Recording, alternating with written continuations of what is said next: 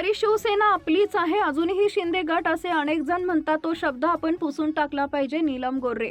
आता खरी शिवसेना आपलीच आहे, अजूनही शिंदे गट असे अनेक जण म्हणतात, पण गट हा आता शब्द आपण पुसून टाकला पाहिजे. निवडणुकीत शिवसेनेचं चिन्ह आणि शिवसेना हे आपल्याला मिळालेलं आहे. शिवसेनेचे चिन्ह धनुष्यबाण आपल्याला भेटलेलं आहे, असं वक्तव्य नीलम गोर्हे यांनी केलंय. त्या सांगलीमध्ये महिला मेळाव्यामध्ये बोलत होत्या. सांगलीच्या 2019च्या पुरानंतर खूप अस्वच्छता होती. ही अस्वच्छता दूर करण्यासाठी एकनाथ शिंदे त्यावेळी पुढे सरसावले होते. त्यावेळी एकनाथ शिंदे मुख्यमंत्री नव्हते, मात्र ज्या पद्धतीने एकनाथ शिंदे सांगलीकरांच्या मदतीला धावले, त्यामुळेच सांगलीच्या श्री गणेशाच्या आशीर्वादाने एकनाथ शिंदे यांना मुख्यमंत्री केलं, असंही त्या म्हणाल्या. लाडक्या बहिणींना मुख्यमंत्री देवेंद्र फडणवीस, एकनाथ शिंदे यांनी दिलेलं वचन पूर्ण करण्यासाठी आम्ही कायम प्रयत्न करणार. लाडक्या बहिणी योजनेच्या पैशामुळे बँकांना कोट्यावधी रुपयांचं व्याज मिळालं, त्यामुळे बँकांनी बँकेत आलेल्या महिलांना किमान बसायला खुर्ची तर द्यावी, असं गोर्हे म्हणाल्या. बचत गटाकडे जर कोण पैसे मागत असेल तर शिवरायांचं जे तत्व होतं की चुकीला माफी नाही, असा प्रयोग करायला एकनाथ शिंदेंना सांगायला पाहिजे, असंही गोर्हे म्हणाले. व्यासपीठावर बसलेले प्रत्येक जण अनेक वर्षापासून काम करतायत शिवसेनेचं. सांगली जिल्ह्याची परिस्थिती तुम्ही प्रतिकूल आहे मी अनेक वर्ष ऐकते. इथे आपण अनेक आंदोलनं केली, शेतकऱ्यांच्या प्रश्नावरती आपण खूप लढलो. साखर कारखान्याने भाव द्यावा म्हणून सुद्धा शिवसैनिकांनी काम केलेलं आहे. आणि विशेष म्हणजे माननीय एकनाथजी शिंदे यांनी ज्या वेळेला शिवसेनेच्या मध्ये परत एक नवीन पर्व सुरू केलं, त्यामध्ये अनेक जणांच्या तोंडामध्ये शब्द येतो की शिवसेना शिंदे गट. मला असं वाटतं गट शब्द जो आहे तो पुसून टाकला पाहिजे. शिवसेनाच ही आपली आहे या दृष्टिकोनातून आपल्या डोळ्यामध्ये चर्चेमध्ये भूमिका झाली पाहिजे. कारण निवडणूक आयोगाने सुद्धा जो निर्णय दिलेला आहे त्याच्यानुसार निवडणुकीचं चिन्ह आणि शिवसेना हे नाव आपल्याला मिळालेलं आहे.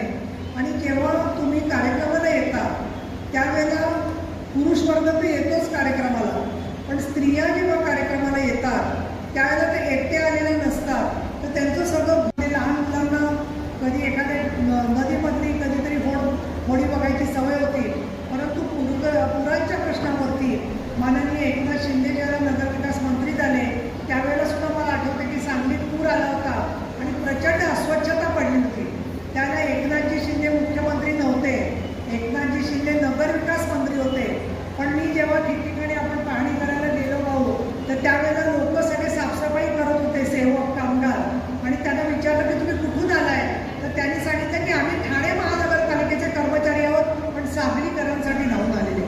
मी तर असं म्हणेन अशा गोरगरिबांसाठी, अडचणीत सापडलेल्यांसाठी एकनाथ शिंदे धावून आले. म्हणूनच सांगलीच्या श्री गणेशाने आशीर्वाद देऊन त्यांना मुख्यमंत्री पदापर्यंत नेलं. कारण रावसाहेबजी सांगलीमधून आपल्याला आमदार मिळणार की नाही याचा विचार शिंदे साहेबांनी केला नाही. बाळासाहेब ठाकरे यांचा तो विचार होता की हा शिवसैनिक माझा आहे, मग तो आमदार नसला, खासदार नसला तरी आम्ही त्यांच्यासाठी काम करणार. आणि या भूमिकेतून आपण काम करत आलो.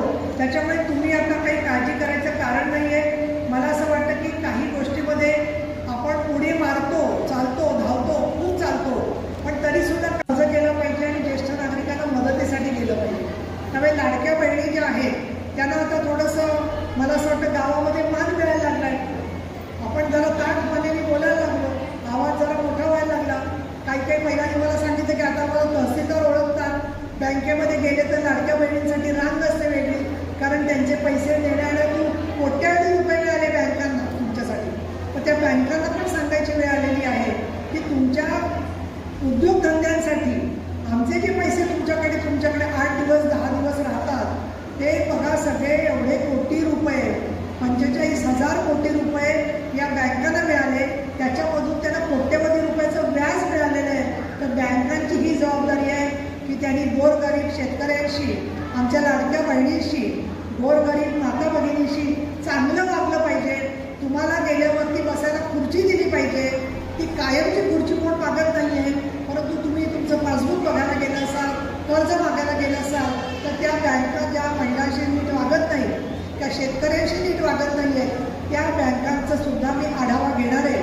आत्ताच मी चांडाळे यांना सांगितलं की सांगली महानगरपालिकेच्या मध्ये काय वाचले, सकाळी चॅनेलवरती चालू होती की महिला बचत गटांची नोंदणी करून त्यांना सहकार्य करण्यासाठी जेव्हा त्या धर्मादाय आयुक्तांकडे गेल्या तेव्हा इथल्या धर्मादाय आयुक्तांनी त्यांच्याकडे 40,000 रुपये मागितले म्हणून त्यांना अटक झाली सांगलीमध्ये. त्यामुळे धर्मादाय आयुक्तांचे लोक जर का असं अधर्माचं त्या चुकीचं काम करत असतील तर त्यांची गाठ आमच्या शिवसेना महिला आघाडीची आहे हे मला या ठिकाणी सांगायचं आहे.